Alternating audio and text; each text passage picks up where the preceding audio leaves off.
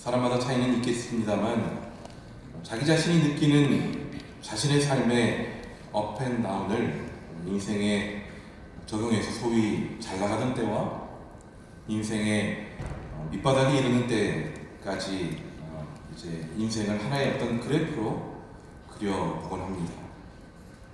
물론 가장 잘 나가던 때 그리고 가장 밑바닥의 순간 그 절대적인 정도는 사람들마다 차이가 있겠죠. 어떤 분들은 훨씬 더 소위 말하면 잘 나가는 때가 있으실 거고 어떤 분들은 소위 다른 분들보다 더 힘든 때를 살아가실 때가 있으셨을 것입니다. 하지만 누구나 인생을 0에서부터 10까지로 표현해 본다면 누구나가 지금까지 10의 순간도 있으셨고 0의 순간도 있으셨고 아니 0보다도 더 미친 것 같은 그런 어려움의 순간들을 여러분들 모두 인생 속에 살아오셨을 것입니다.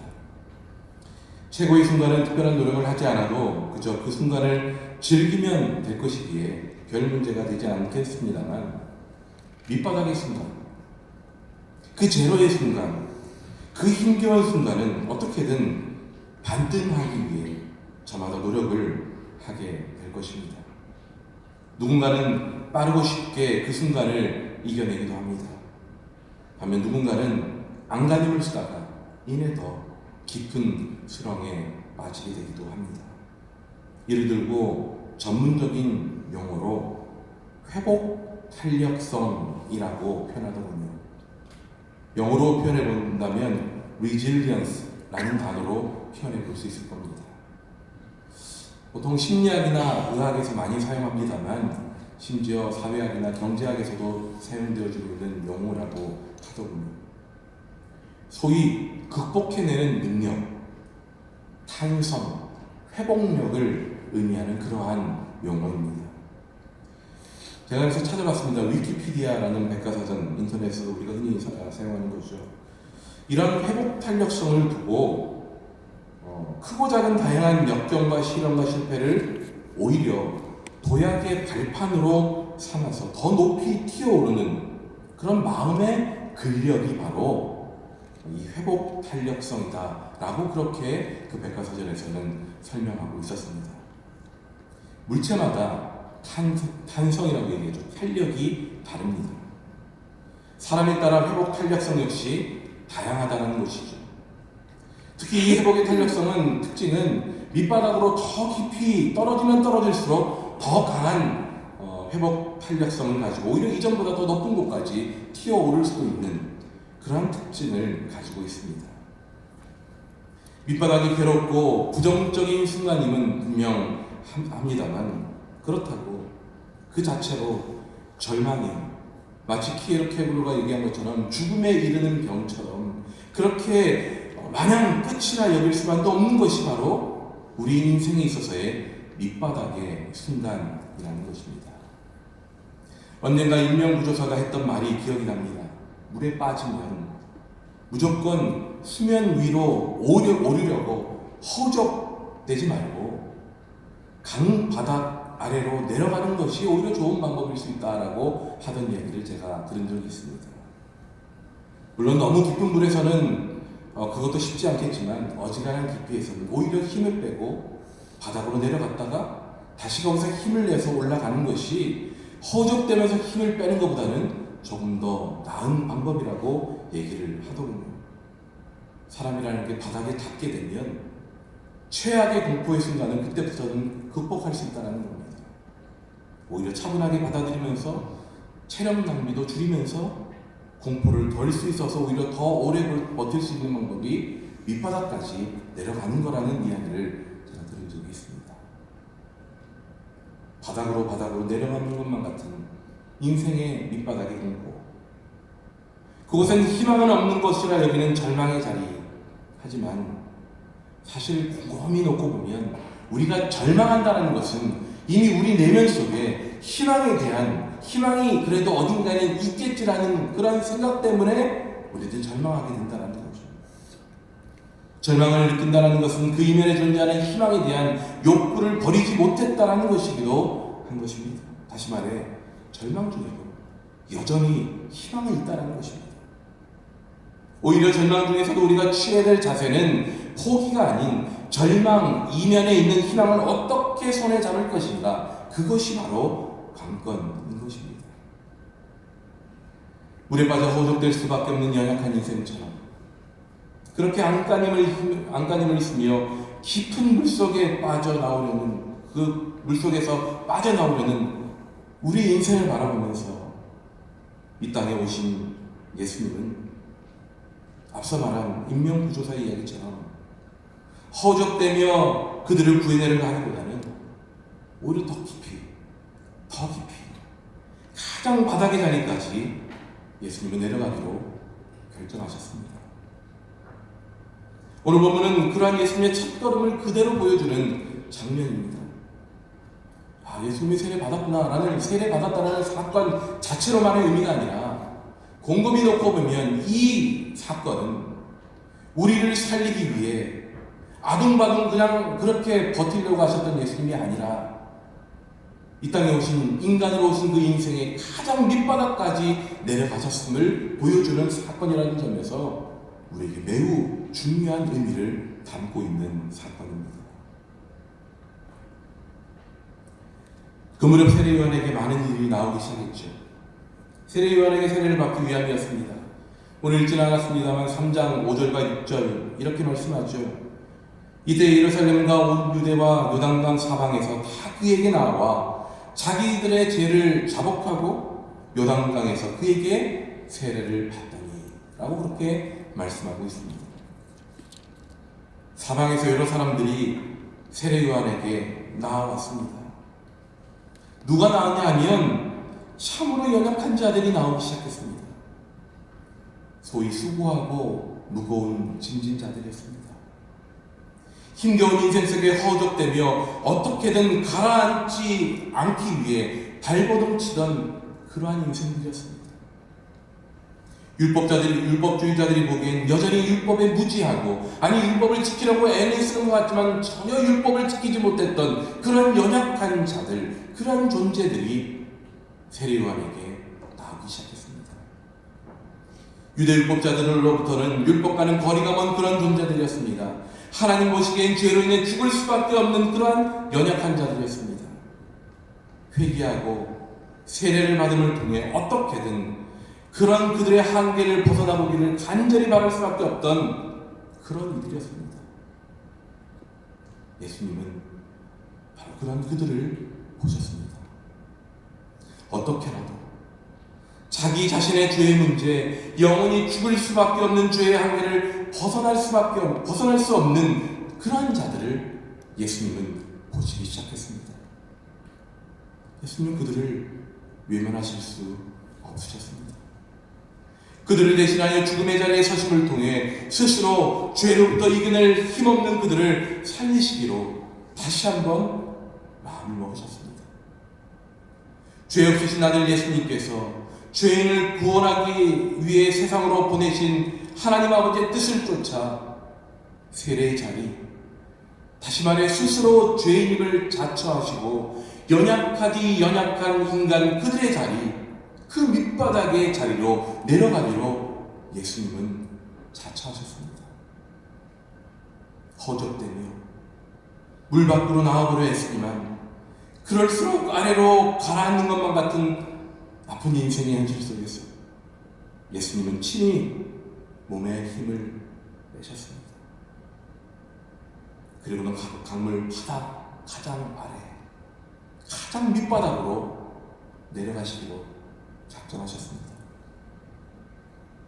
그것이 소위 회복 탄력성, 리질리언스를 잃어버린 우리 인간들을 살리실 유일한 방법이라 여기셨기 때문입니다. 그 밑바닥의 자리는 예수님께서 굳이 내려오실 이유가 없는 자리였습니다. 죄 없으신 예수님께서 죄인의 자리, 회개와 죄 사함의 자리에 서실 이유가 없는 분이셨습니다. 하지만 예수님은 스스로 그 가장 낮은 곳, 가장 거칠고 가장 울퉁불퉁한 그 밑바닥의 자리까지 예수님은 내려오시고야 말았습니다. 자신에게 세례를 주라 하시는 예수님의 요구에 세례원이 어떻게 반응합니까? 아니요. 제가 어떻게 세례를 드릴 수 있겠습니까? 오히려 내가 예수님께 성령의 세례를 받아야 될 텐데 제가 어떻게 예수님을 세례해 줄 수 있겠습니까? 거절합니다. 하지만 예수님은 분명히 아시죠. 지금은 그렇게 하도록 하십시오.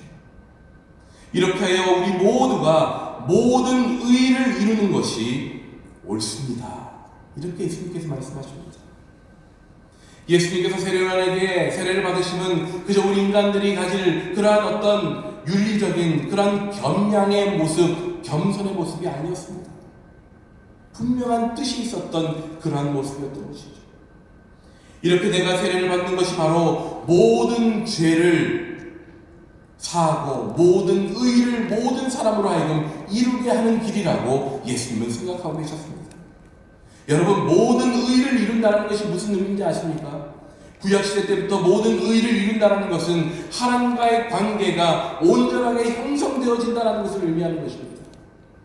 죄로 인해 끊어지고 죄로 인해 인간의 힘으로는 아무리 아둥바둥 거기서 헤어나오고 싶어도 그 강물에서부터 벗어나올 수 없는 인간들, 그래서 온전한 의를 이룰 수 없어서 하나님과의 관계가 이루어질 수 없는 그 우리 인간의 연약함, 그것을 이루는 오직 방법이 예수님께서 그 바닥에 내려오시는 것 외에는 없다는 것을 예수님께서는 알고 계셨기 때문입니다. 죄인들을 대신해서 대신 죽음의 자리에 이르겠다라는 것이 내가 강바닥, 그 밑바닥에 내려가겠다라는 결정인 것이죠. 하나님께서 이미 부으셨던 하나님 백성들의 그 하나님의 계획을 이루시기 위한 낮아지심이셨던 겁니다. 예수님께서는 가장 높은 분이셨지만 가장 낮아지셨습니다. 이 땅에 오시는 그 순간부터 화려한 것을 택하지 않으셨죠. 더럽고 냄새나는 마국간을 선택하셨습니다. 그것이 바로 예수님의 이 땅에서의 첫 자리였죠. 어느 죄인들도 마다하고 싶은 십자가의 고통스러운 처형의 자리가 예수님이 죽으시기 직전 거하셨던 마지막 자리였습니다. 예수님의 수많은 기적 앞에 사람들의 이 많은 관심을 보이기도 했지만 예수님의 인생은 화려하고 편안하고 대접받는 그런 자리였다라기보다 멸시와 시기, 조롱과 고통, 외로운 인생의 자리가 바로 예수님이 사셨던 인생이셨습니다. 그렇게 예수님의 인생은 낮아짐의 인생이었죠. 단지 세례를 받는 자리에 가심만이 아니라 그 인생 자체가 밑바닥을 자처하는 인생이었다는 겁니다.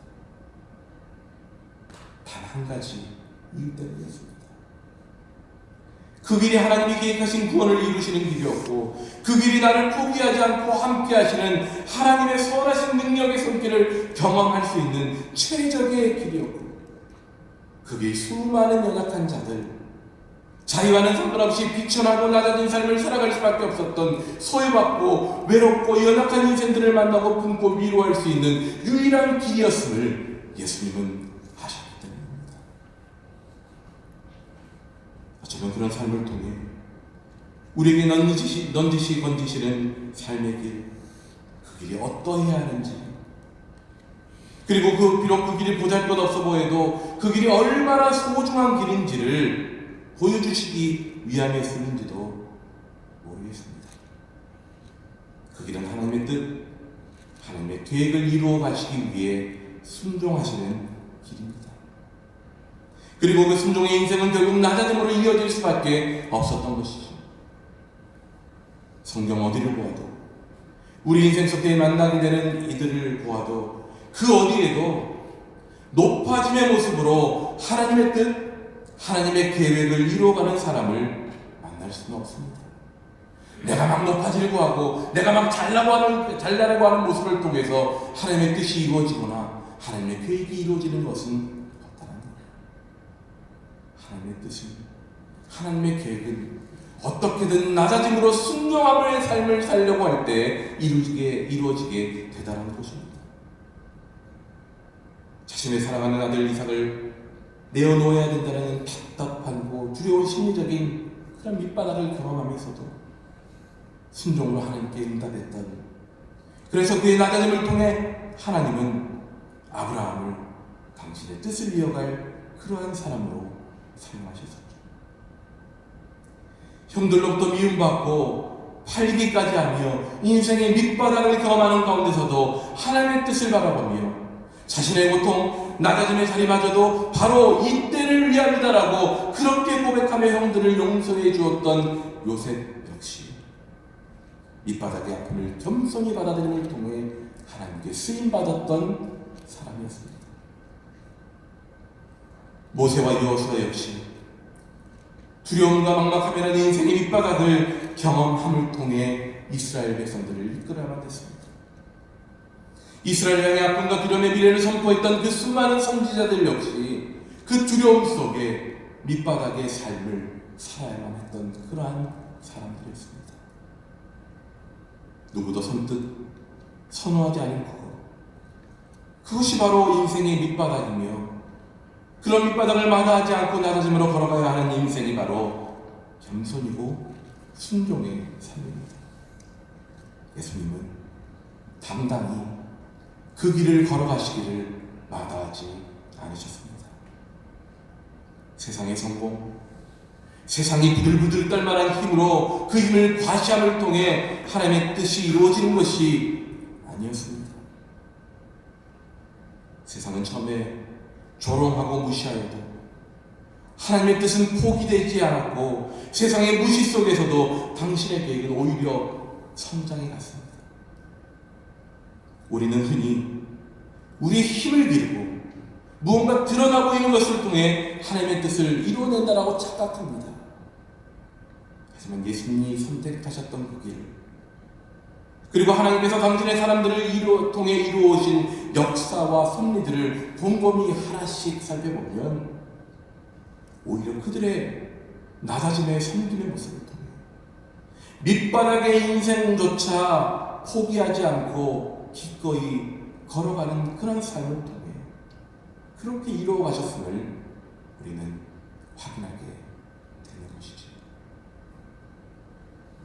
밑바닥을 걸어가면도 우리가 포기하지 않고 절망하지 않고 그 가운데서도 희망과 소망을 품을 수 있는 건 바로 그것에서 하나님이 일하고 계시죠. 그것을 향해 다시 한번 우리로 하여금 힘을 내어 주님을 바라볼 수 있도록 우리를 위해 약속을 외쳐주시고 사랑의 음성을 듣게 해주시기 때문이라는 것입니다. 지난 몇 주간 기도하면서 참 마음이 아프고 힘들었습니다. 그러면서 언젠가 보았던 고 오카는 목사님의 그 애절하게 선포하던 설교가 좀 생각이 났어요. 설교하셨던 본문도 기억도 안 나고 정확한 이렇게 센텐스도 기억은 안 나요. 하지만 목사님이 이렇게 말씀하셨던 거는 기억이 납니다. 아니 그냥 말하시는 것이 아니고요, 울부짖으면서 설교를 하시더라고요. 우리 교회 아픈 분들이 이렇게 많은데, 우리 교회 힘든 상황에 처한 분들이 이렇게 많은데 담임 목사랍시고 내가 해줄 수 있는 것이 아무것도 없어요. 그렇게 얘기하시면서 울부짖으면서 말씀을 전하는 거예요. 며칠 전에도 새벽에 기도하는데 문득 그 설교가 기억이 났습니다. 그 음성까지도 오버랩되면서 저 역시 정말 부족하지만 그런 고백을 하게 되었습니다. 이런저런 이유로 힘겨워하는 성도들을 위해서 제가 뭘 할 수 있습니까? 아무것도 할 수 없다라는 그런 안타까움이 제 마음을 답답하게 만들었어요. 더욱이 힘겨운 삶을 살아가는 분들이 한두 분이 아니실 텐데, 아니 누가 어떤 삶의 아픔을 안고 살아가시는 조차도 다 헤아리지 못하는 목사의 무능함, 부족함에 마음이 아팠습니다. 그뿐만이 아니었습니다. 제 딸 아이가 커가면서 마주하는 어려움들을 좀 많이 봅니다. 죄송합니다. 하지만 아비의 심정으로 사랑하는 딸의 그 성장 과정을 보면서 분명히 도움이 필요한 상황인데도 아무것도 해줄 수 없는 그런 어떤 상황을 바라보며 아파오더라고요. 점점 무능한 목사요, 점점 무기력한 아빠가 될 것 같아서 이것이 바로 밑바닥으로 내려가는 절망스러운 순간이구나, 더 가슴 깊이 느끼게 되었습니다. 부족한 목사, 무능한 아빠, 그 한계를 이겨버리고 애쓰지만 점점 더 아래로 그냥 가라앉는 것만 같아 보였습니다. 어떻게든 포기하지 않고 기도하고 섬기려고 애쓰지만 그럴수록 더 아래 밑바닥이 가까워진 것을 느낍니다. 그렇게 밑바닥의 느낌에 신음하듯 아파할 때 오늘 본문 말씀을 가지고 제가 설교 준비를 하면서 그 밑바닥까지 내려오신 예수님을 느끼게 되었습니다. 아니, 이미 내려와 계셨잖아요. 예수님의 삶 자체가 나를 위해 밑바닥에 내려오셨거든요. 저는 밑바닥까지 가라앉는 것 같아서 정말 힘들었는데 그 밑바닥에서 예수님이 이미 저를 기다리고 계시더라고요. 잘 내려왔다. 잘 내려왔다. 그 밑바닥이 네가 내려와야 될 곳이다. 네가 뭔가를 할 수 있어서가 아니라 그 밑바닥에 내려올 때 너가 진정으로 나를 붙잡을 수 있고, 그 밑바닥에 내려와야 다시 일어나갈 힘을 얻을 수 있고, 그 밑바닥에 내려와야 너를 향해 말씀하시는 하나님의 음성을 네가 들을 수 있다 라는 마음을 주셨습니다. 그 가운데서 오직 하나님의 자비와 위로, 그리고 그 가운데서 이루시는 하나님의 구원의 성취, 그 확신으로 담대히 그 밑바닥을 감내하시는 예수님의 모습을 보면서 나를 만져주시는 주님의 마음을 확실히 느낄 수 있었습니다. 저는 아무것도 할 수 없습니다. 하지만 밑바닥에 거할 것입니다. 제가 밑바닥에 거하면 거할수록 그 가운데서 일하시는 하나님을 볼 수 있기 때문입니다. 여러분, 밑바닥에 계신다고 느끼십니까? 걱정하지 마십시오. 이미 밑바닥에 내려와 계신 예수님이 계십니다. 여러분들의 손을 잡아주실 것입니다. 나하고 다시 올라가자 말씀하실 것입니다. 아니, 밑바닥에 인생처럼 계속 걸어가고 있는 것처럼 보일지라도 하나님 말씀하실 것입니다. 예수님께 말씀하셨던 것처럼 이는 내 사랑하는 아들이요 내 기뻐하는 자라. 하나님께서 그 말씀을 왜 그 세례받는 자리에 얘기하셨을까요? 당연히 예수님이 사랑하시지 않을까요? 하지만 예수님께서 하나님 마음 아시고 그 자신이 죄인의 자리에 내려가기까지, 그 세례를 받는 자리까지 마다 않고 내려가셨던 예수님의 모습을 보면서 그래, 잘 내려갔다. 바로 그 밑바닥의 자리가 아프고 상한 나의 백성들이 있는 자리다. 거기까지 잘 내려갔다. 그 모습 바라보시면서 하나님이 예수님께 말씀하신 거예요. 이는 내 사랑하는 아들이요 내 기뻐하는 자다. 내가 사랑하는 나의 백성들이 거기 있다. 거기서 그들의 손을 잡아줘라. 잘했다. 하나님의 기쁨이 바로 거기 있는 것입니다. 내가 참 밑바닥에서 내가 들어야 할, 내가 보아야 할 하나님의 은혜, 하나님의 음성이구나를 느끼게 되었습니다. 언제나 부족한 투성인 목사로, 언제나 적절한 도움조차 주지 못할 그런 어설픈 아빠일 수밖에 없지만, 성도를 향해 함께 아파, 함께 마음을 나누기 위해 조금씩 겸손히 낮아지고 아래로 내려갈 때, 자녀를 향해 내가 할 수 있는 최선을 다하기를 포기하지 않고 나에게 맡겨주신 자녀를 위해 하나님 앞에 순종할 때, 비로소 예수님을 향해 주신 금성 나도 들을 수 있다라는 확신을 하나님은 주십니다. 아멘. 사랑하는 내 아들아, 사랑하는 내 딸아, 너가 서 있는 그 자리가 나에게 기쁨이다. 하나님 분명히 말씀해 주실 것입니다. 가장 낮은 자리, 밑바닥으로 내려가십시다. 어느 부모가 그렇게 하라고 하겠습니까? 하지만 하나님은 우리에게 말씀하십니다. 내려가라. 거기에 은혜가 있다. 거기에 나의 역사함이 있다. 거기에 하나님의 음성이 있다. 오늘도 여러분들에게 말씀하십니다. 들으십시다. 그 가운데서 힘을 내십시다. 비록 우리 교회 우리의 인생의 삶, 우리 가정, 때로는 밑바닥을 경험할지라도 그것이 은혜의 자림을 기억하고 올 한해 담대히 그곳에서 하나님의 음성 듣고 승리하시는, 힘 얻으시는 저와 여러분 모두가 되시기를 간절히 소원하고 축복합니다. 아멘.